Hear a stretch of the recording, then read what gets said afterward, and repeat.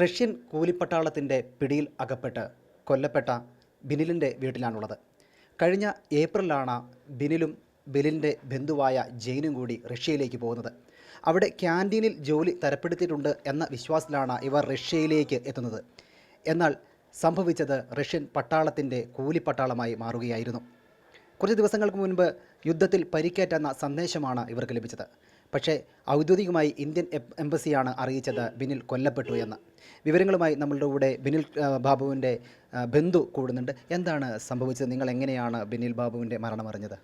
ഇന്ന് ഔദ്യോഗികമായിട്ടുള്ള എംബസിയിൽ നിന്ന് ബിനിലിൻ്റെ വൈഫിന് വാക്കാല അറിയിപ്പ് കൊടുക്കുക ചെയ്ത് ബിനിൽ മരിച്ചു എന്നുള്ളത്. അപ്പം എവിടെ നിന്നാണ് അറിയിപ്പ് കിട്ടിയത്? റഷ്യൻ സൈഡിൽ നിന്ന് അറിയിപ്പ് കിട്ടിയെന്നാണ് അവർ അറിയിച്ചത്.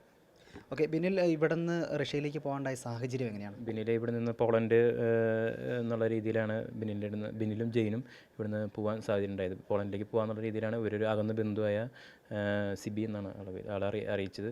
അതുപ്രകാരം ഇവർ പൈസ എല്ലാം കൊടുത്ത് വിസ വന്നതിന് ശേഷമാണ് റഷ്യ എന്ന് പറഞ്ഞത്. അതിനുശേഷം ഇവർ പോകുന്നില്ല എന്നുള്ള തീരുമാനത്തിൽ നിന്നു. പക്ഷേ ബന്ധുവാണല്ലോ, അപ്പോൾ ആളും അവിടെ ഇതേ ജോലി തന്നെ ചെയ്യുന്നത്, കുഴപ്പമില്ല, നമുക്ക് അവിടെ നല്ല ജോലി ശരിയാക്കി തരാമെന്നുള്ള വാക്കിൽ അങ്ങനെയാണ് ഇവർ പോകുന്നത്.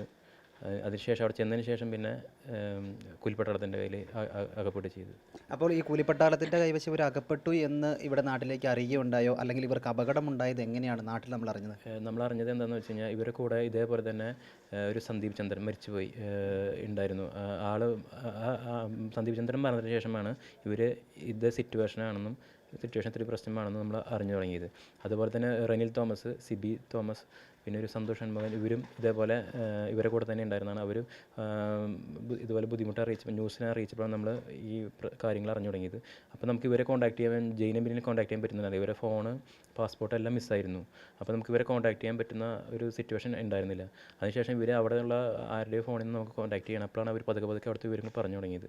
അതിനുശേഷം നമ്മൾ ബന്ധപ്പെട്ട അധികാരികൾ ഇവരെ മോചിപ്പിക്കാൻ വേണ്ടി എല്ലാവരും ആ രീതിയിൽ കാര്യങ്ങൾ ചെയ്തിരുന്നു. അപ്പോൾ നമ്മുടെ ഭാഗത്തുനിന്ന് പ്രതികരണം അവർ വേണ്ട രീതിയിൽ നടപടി എടുത്തോളാം എന്ന് തന്നെയാണ്. എംബസിയുടെ ഭാഗത്തു നിന്നും നമുക്കുള്ള സഹകരണം ഉണ്ടായിട്ടുണ്ട്. പക്ഷേ അവിടുന്ന് ഇവർ റഷ്യൻ സൈഡിൽ നിന്ന് ഇവരെ വിടാണ്ട് പിടിച്ച് വെച്ചിരിക്കുകയായിരുന്നാണ് നമുക്ക്. ഇപ്പോൾ ഈ അപകടമുണ്ടായതിനു ശേഷം ഒരു ശബ്ദ സന്ദേശം നമുക്ക് ലഭിച്ചു എന്ന് പറയേണ്ടായി, അത് എങ്ങനെയാണ്? ശബ്ദ സന്ദേശം ഉണ്ടായത് അപകടം ഉണ്ടായതിനു ശേഷം ജെയിൻ നമുക്ക് വളരെ കുറച്ച് ജെയിൻ എൻ്റെ വീഡിയോ കോൾ ചെയ്തത്. അപ്പോൾ അപകടം ഉണ്ടായി, ബോംബ് ആക്രമണം ഉണ്ടായി, എനിക്ക് പരിക്കേറ്റിട്ടുണ്ട് എന്നാണ് അറിയിച്ചത്. ബിനിലേട്ടൻ മരിച്ചു എന്ന് പറഞ്ഞിരുന്നു. പക്ഷേ കൺഫേം ആക്കിയിട്ടില്ല. അവൻ പിന്നെ ഹോസ്പിറ്റലിലായിരുന്നു വിളിച്ചിരുന്നത്. അപ്പോൾ അവൻ ഓക്കെ അല്ലായിരുന്നു ആ സമയത്ത്. അതിനുശേഷം പിന്നെ ബിനിലിൻ്റെ എന്താണ് സംഭവിച്ചതെന്ന് നമുക്ക് വ്യക്തതയില്ലായിരുന്നു. പക്ഷേ അന്വേഷിച്ചുകൊണ്ടിരിക്കുകയായിരുന്നു. ആ സമയത്ത് ലാസ്റ്റ് ഇന്നാണ് എംബസിയുടെ ഭാഗത്ത് നമുക്ക് അറിയിപ്പ് കിട്ടിയത്. എന്താണ് തുടർ നടപടികൾ? പിന്നെ ബോഡി ഇങ്ങോട്ട് കൊണ്ടുവരാനുള്ള കാര്യങ്ങൾ, മറ്റുള്ള കാര്യങ്ങളൊക്കെ എങ്ങനെയാണ് പോകുന്നത്? ഇനി അതിനെക്കുറിച്ച് ഇപ്പം നമ്മളിനി അധികാരികളായിട്ട് എന്താ വേണ്ടി ചെയ്യണം? അപ്പോൾ ഈ അവസ്ഥയിൽ ബിനിലിൻ്റെ വീട്ടുകാരും മാനസികമായിട്ട് തളർന്നിരിക്കുകയാണ്, ജയിൻ്റെ വീട്ടുകാർക്കും വിഷമമുണ്ട്. അപ്പോൾ പിന്നെ ഇനി അവർ തന്നെയാണ് കാര്യങ്ങൾ ചെയ്യുക. അപ്പോൾ ഇനി അടുത്ത നടപടികളിന് ശേഷം നമ്മൾ തുടങ്ങുകയാണ്. പക്ഷേ നമുക്ക് ഒഫീഷ്യലി അറിയിപ്പ് എംബസി കിട്ടിയിട്ടില്ല. അതിനുശേഷമാണ് ബോഡി നമുക്ക് നാട്ടിലേക്ക് എത്തിയുള്ള കാര്യങ്ങൾ നടക്കുള്ളൂ എന്നാണ് അറിഞ്ഞത്. ഓക്കെ, കൂടാതെ മറ്റൊരു കാര്യം ചോദിക്കുകയാണ്, നമ്മുടെ സർക്കാരുകളെ അല്ലെങ്കിൽ അധികാരികളെയൊക്കെ അറിയിച്ചപ്പോൾ അവരുടെ ഭാഗത്തു നിന്നുണ്ടായിരുന്ന ഒരു പ്രതികരണം എങ്ങനെയായിരുന്നു? നമ്മൾ കളക്ടറെ അറിയിച്ചു, നോർക്കയിലേക്ക് അറിയിച്ചു. അപ്പോൾ ഒരു കഷ്ടം എന്നുള്ള രീതിയിൽ നമ്മൾ വേണ്ട രീതിയിൽ നമ്മൾ ചെയ്തിരുന്നു. പക്ഷേ ശ്രമം ഉണ്ടായില്ല എന്നുള്ള രീതിയിലാണ്, ഫലമുണ്ടായില്ല എന്നുള്ള രീതിയിൽ അറിയിച്ചു. നമ്മളിനി ജയിനെങ്കിലും നാട്ടിലെത്തിക്കാനുള്ള കാര്യങ്ങൾ നമുക്ക് ചെയ്യാം പറഞ്ഞിരുന്നു. അപ്പോൾ തുടർ നടപടികളുമായിട്ട് മുന്നോട്ട് പോവുകയാണ്.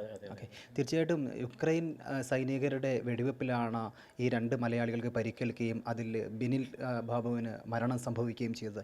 എന്തായാലും അധികാരികളുടെ ഭാഗത്തു നിന്ന് എത്രയും പെട്ടെന്ന് ഒരു നല്ല രീതിയിലുള്ള ഇടപെടലുണ്ടായി മൃതദേഹം നാട്ടിലേക്ക് എത്തിക്കാനുള്ള എല്ലാ നടപടികളും ഉണ്ടാകണം എന്നാണ് വീട്ടുകാരുടെ ആവശ്യം. ക്യാമറാമാൻ ഇമാനുവലിനൊപ്പം റുജി ഇലവനാങ്കുഴി, ഷെക്കീന ന്യൂസ്, തൃശ്ശൂർ.